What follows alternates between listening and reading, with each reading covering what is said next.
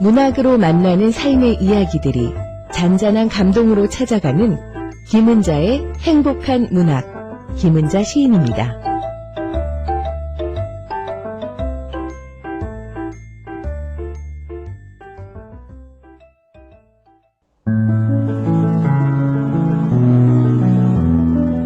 김은자의 행복한 문학.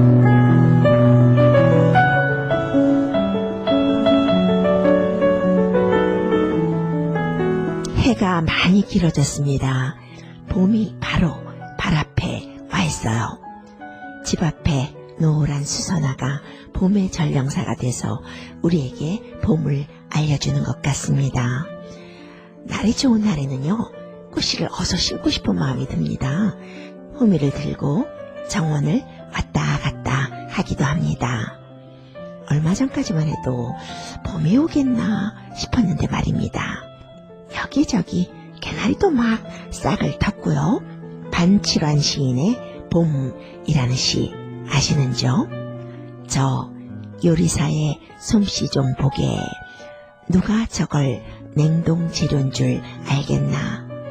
푸릇푸릇한 저 싹도, 울긋불긋한 저 꽃도 꽝꽝 언 냉장고에서 꺼낸 것이라네. 아른아른 김조차 나지 않는가 라는 시요. 시적 발상이 참 발칙하죠. 겨우내 묵었던 우리들의 마음을 봄으로 꽉 차게 만들어줍니다. 자연뿐 아니라 어떻게 보면요, 겨울을 지나온 우리 모두가 냉동재료입니다. 푸릇푸릇한 싹도, 울긋불긋한 꽃도, 이모저모한 사람들도 긴 겨울을 지나서 봄에 도착했습니다. 춥고 어려운 시간을 건너왔기에 우리에게 봄이라는 계절은 더 설레이는 것 같습니다. 모쪼록 여러분들에게 건강하고 좋은 봄이 되기를 바랍니다. 봄이 없었다면 우리는 어떻게 살까요? 봄이라는 계절이 주는 희망, 생명력, 새로움, 발돋움, 뭐 이런 것들이요, 우리를 다시 일어서게 하고 시작하게 하고 설레이게 만들어줍니다. 문학이 있어서 또 이 시간 여러분들과 함께 삶을 돌아보면서 시를 나누고 수필을 나눌 수 있습니다. 문학이라는 것이 그렇잖아요. 우리에게 새로운 시각과 인식을 깨워주기도 하지만요, 무엇보다 문학이 주는 힘은 공감과 감동입니다. 서로의 마음을 나누고 함께 공감하고 감동하면서 삶을 풍요롭게 만들고 또 관계를 더 가깝게 이어주는 그런 것이 문학이 아닌가 합니다. 오늘도 행복한 문학, 여러분들의 마음을 모아서 봄 커튼 활짝 열어보겠습니다.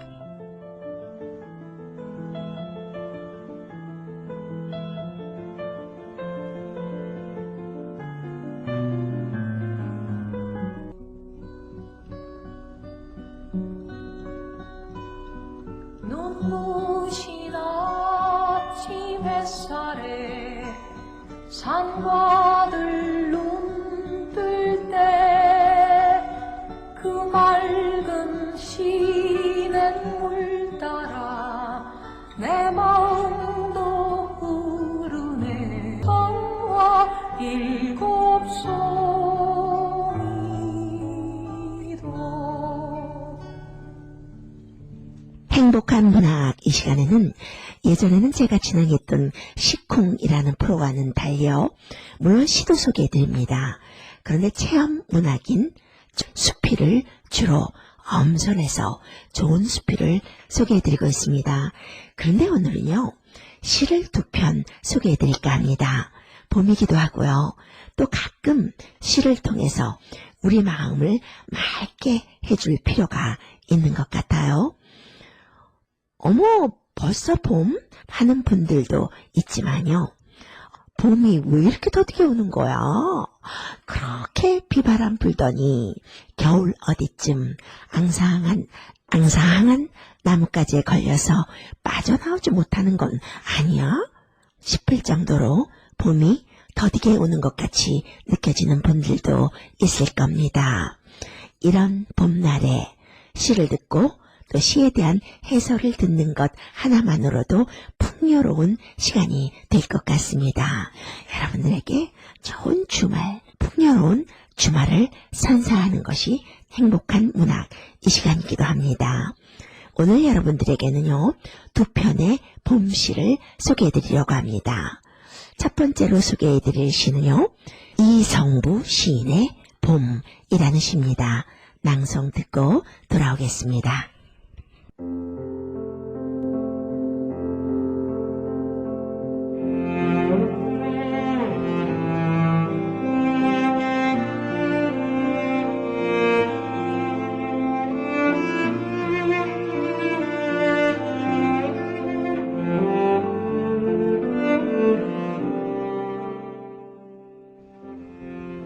봄, 이성부.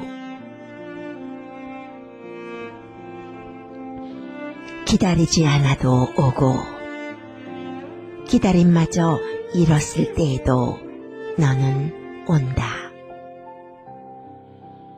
어디 뻘밭 구석이거나 썩은 무릉동이 같은 데를 기웃거리다가 한눈 좀 팔고 싸움도 한판 하고 지쳐 나자빠져 있다가 다급한 사연 듣고 달려간 바람이 흔들어 깨우면 눈 비비며 너는 더디게 온다. 더디게 마침내 올 것이 온다. 너를 보면 눈부셔 일어나 맞이할 수가 없다.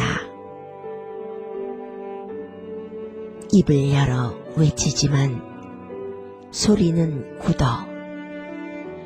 나는 아무것도 미리 알릴 수가 없다. 가까스로 두 팔 벌려 껴안아 보는 너, 먼 데서 이기고 돌아온 사람아.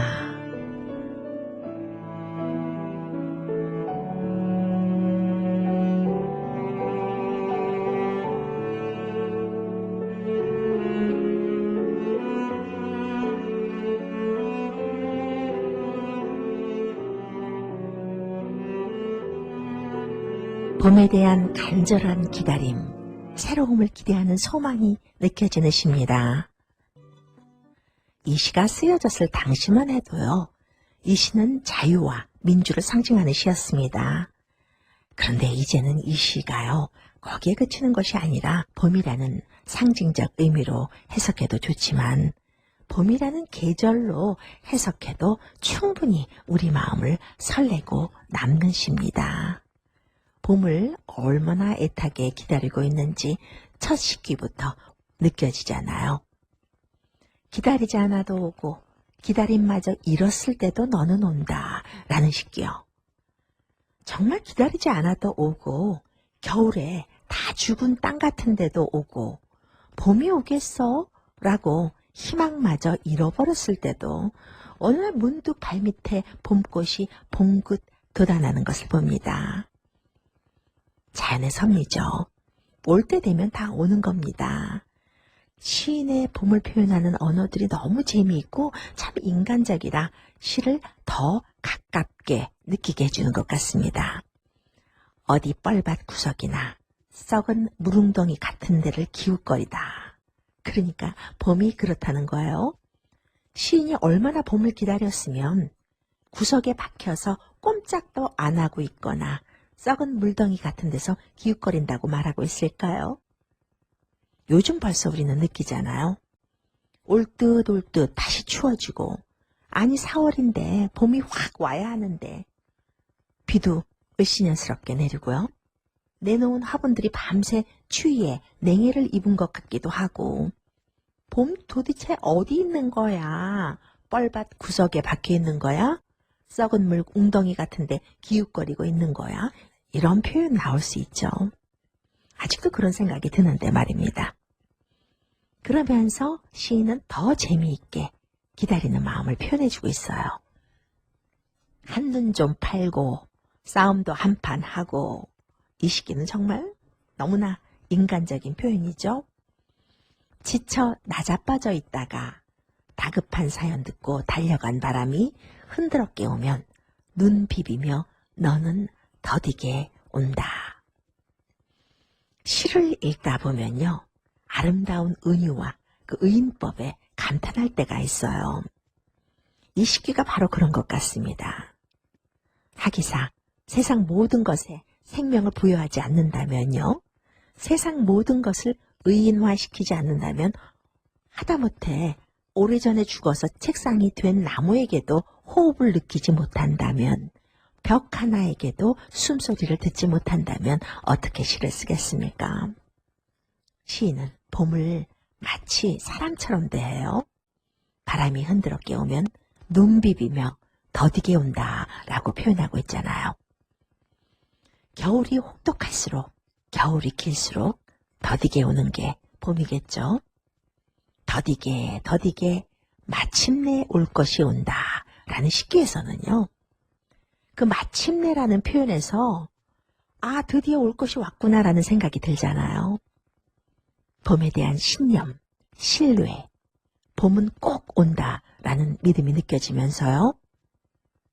그런데 막상 봄이 오면 너를 보면 눈부셔 일어나 맞이할 수가 없다. 입을 열어 외치지만 소리는 굳어 나는 아무것도 미리 알릴 수가 없다 라고 노래하고 있습니다. 기다리고 기다리던 봄이 왔는데 봄이 너무 눈부셔서 일어나서 맞이할 수가 없다는 거예요. 기다림의 시간이 길수록 너 봄 맞아? 봄을 만나는 기쁨도 크겠죠. 입을 크게 벌리지만 소리는 굳어버리게 만든다는 봄. 감격이 얼마나 컸으면 그렇겠습니까? 근데 이 시는 마지막 시기가 클라이맥스인 것 같아요.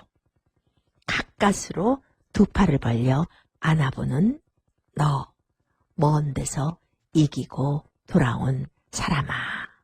이 시기요. 온갖 역경을 극복하고 봄이 찾아온 거예요.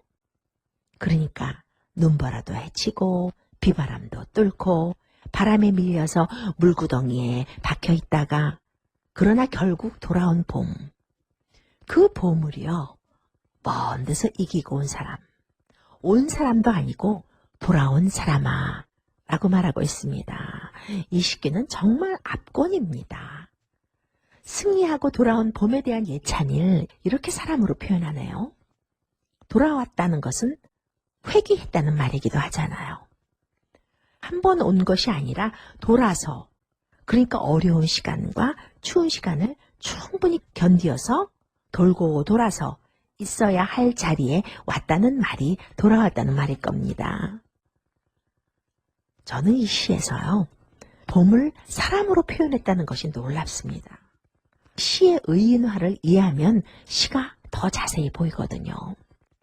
봄은 계절의 봄이 아니라 내 인생의 한 부분으로 올 때 이 시는 완벽히 이해가 되는 시입니다. 상당히 상징적이면서도 희망적인 시예요. 나한테 펼쳐질 새로운 것에 대한 희망, 신념을 선사해주는 시기도 합니다. 봄이 온다는 확신에 마음을 들뜨게 해주잖아요. 참 고무적인 시죠. 이 시를 읽으면서 이런 생각을 했어요. 봄처럼 내가 간절하게 기다리는 대상은 뭘까? 내가 기다리는 대상은 지금 어디에 어떤 모습으로 있을까? 오고 있는 중일까? 내가 기다리는 대상이 마침내 나에게 올 때 나는 어떻게 할까? 내가 기다리는 것들이 이루어졌을 때 나는 어떻게 할까? 그런 생각을 해보게 하는 시입니다. 이 시를 쓴 이성부 시인은요, 1942년 전남 광주에서 출생했습니다. 경희대학교 국어국문과를 졸업했고요. 1962년 현대문학 추천 완료로 등단했습니다.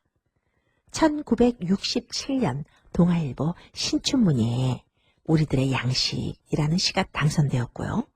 현대문학상, 한국문학작가상, 공초문학상, 영랑시문학상 등을 수상했습니다. 이렇듯 봄에 대한 간절한 기다림, 돌아오는 것에 대한 감격을 노래한 시가 있는가 하면요. 이번에는 좀 가벼우면서도 위트가 있으면서도 우리로 하여금 무한한 자유로움을 느끼게 해주는 시 한 편을 소개해드릴까 합니다. 몇 년 전에 뉴욕에 오셔서 뉴욕 동포들과 또 시 얘기 많이 나누시는 시인이죠. 섬진강 시인, 김용택 시인의 봄날이라는 시입니다. 낭송은 제가 하겠습니다.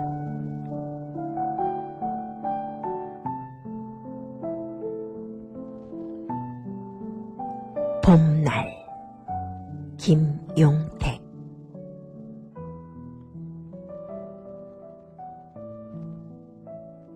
나 찾다가 텃밭에 흙 묻은 호미만 있거든. 예쁜 여자랑 손잡고 섬진강 봄물을 따라 매화꽃 보러 간 줄 알거라.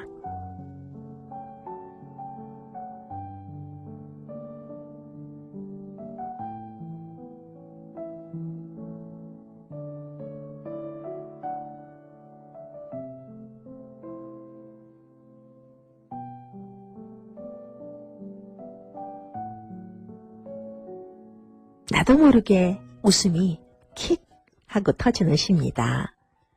김용택 시인의 시 가운데서도 가장 앙큼 발랄한 작품이 바로 오늘 소개한 이 봄날 아닐까 해요.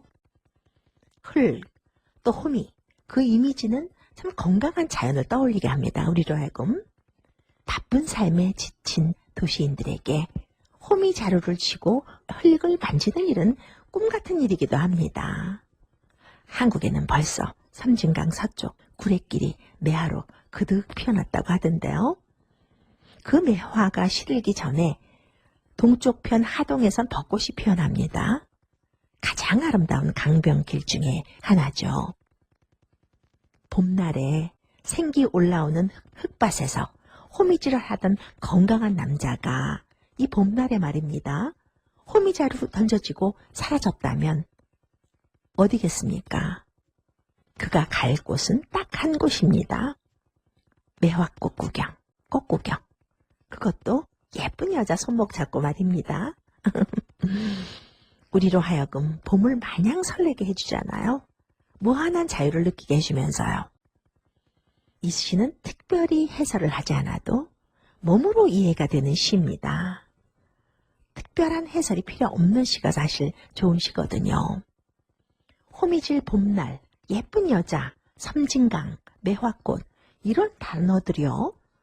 그 듣기만 해도 봄이 물씬 느껴지잖아요. 그런 게 사는 맛인데 말입니다. 우리는 도대체 어떤 대단한 것을 갈망하면서 이렇게 방황하고 사는지 모르겠습니다. 김용택 시인은 실제로도 참 유쾌한 시인입니다. 유머도 많으시고요. 웃음도 많으세요. 저와도 개인적 친분이 있습니다만 다 접고 지금은 임실 고향 땅으로 돌아가서 시에 전념하고 있는데요. 전화로 그렇게 좋아하시더라고요. 집 앞에는 섬진강이 흐르고 있다고 하면서요. 이 시를 읽으면서 호미 내던지고 나가고 싶은 분들 많이 있을 겁니다. 그러다가 괜히 등짝 스매싱 맞지 마시고요. 일 열심히 하시기 바랍니다. 어쩜 이렇게 짧은 분량 속에서 섬진 강변의 아름다운 봄 경치를 그려주고 또 자연 속에서 유유자적하는 낭만을 그려넣었는지 모르겠어요. 호미 내던지고 예쁜 여자랑 손잡고 마치 소꿉놀이 하는 듯한 이 동심의 세계를 보여주면서 낭만적인 분위기를 자아내잖아요. 짧은 시 속에 물욕 없이 살아가는 낭만이 보여지면서 순수한 마음이 보여지면서 섬진강변의 아름다운 봄 경치가 잘 그려지는 시입니다. 묵직한 철학적 사유가 담긴 시도 좋지만요. 그런 시도 문학적으로 참 가치가 있지만요. 이렇게 김용택 시인의 봄날처럼 툭 우리의 감성을 상큼하고 신선하게 쳐주는 시도 좋은 시입니다. 사람을 이해하면 시를 이해할 수 있어요. 바꿔서 말하면 시를 이해하면 사람을 이해할 수 있다는 말입니다. 한 번도 여러분들을 만난 적은 없지만요. 방송으로나마 이렇게 시를 나눈다는 것은요. 이 차가운 세상에서 우리는 타인에게 위로받는 사람들이고 세상이 우리에게 모질어지기를 요구하지만 냉소에 빠지지 않는다는 것이고요. 지금 어디선가 울고 있는 이에게 혼자가 아니라고 손 내밀 수 있다는 것입니다. 모두가 시인이 될 수는 없겠지만요. 시적인 삶을 꿈꿀 수는 있는 거니까요. 이 시를 쓴 김용택 시인은요. 1948년 전북 임실에서 태어났습니다. 순창 농림고등학교를 졸업했고요. 그 이듬해에 우연히 친구들을 따라서 교사 시험을 보고 21살에 초등학교 교사가 되어서 교직 기간 동안 자신의 모교이기도 한 임실 우남초등학교 마암분교에서 아이들을 가르치면서 시를 쓴 시인입니다. 1982년 창작과 비평사에서 섬진강 1 외 8편의 시를 발표하면서 등단했고요. 이때가 나이 35세였는데요. 시집으로는 섬진강, 그리운 꽃편지, 울고 들어온 너에게 등 여러 편이 있습니다. 김수영 문학상, 서울시 문학상, 윤동주 문학대상 등을 수상했습니다. 문학에도 흐름이 있습니다. 그 시대가 요구하는, 시대에 유행하는 그 문학적 흐름이 있는데요. 김용택 시인은요, 문학적 흐름에 얽매이지 않고요. 그러면서도 깨끗하고 아름다운 시로 독자들을 감동시킨 시인입니다. 자연의 삶을 한복판으로 끌어들여서 참 절제된 언어로 감히 김소월과 백석을 잇는 시인이라는 평가를 받고 있는 시인이기도 합니다. 지금도 고향인 전북 임실 진매마을 그 시골에 머물면서 글을 쓰고 있는 보기 드문 작가죠. 문화의 중심지인 서울이 아닌 곳에서 쓰여지는 작품들이 가끔은 작품들은 쉽게 대중들의 시선을 끌지는 못하는 면도 있지만 오늘 나눈 이 봄날처럼요. 이렇게 상큼하고 풀잎 향기 느껴지는 시를 누가 쓸 수 있겠습니까? 김용택 시인만이 쓸 수 있는 시가 아닌가 하는 생각을 해봅니다. 여러분들과 함께 봄에 관한 두 편의 시를 나누어 봤습니다. 좋은 주말 보내시고요. 좋은 시, 좋은 해설로 봄처럼 돌아오겠습니다. 지금까지 김은자였습니다.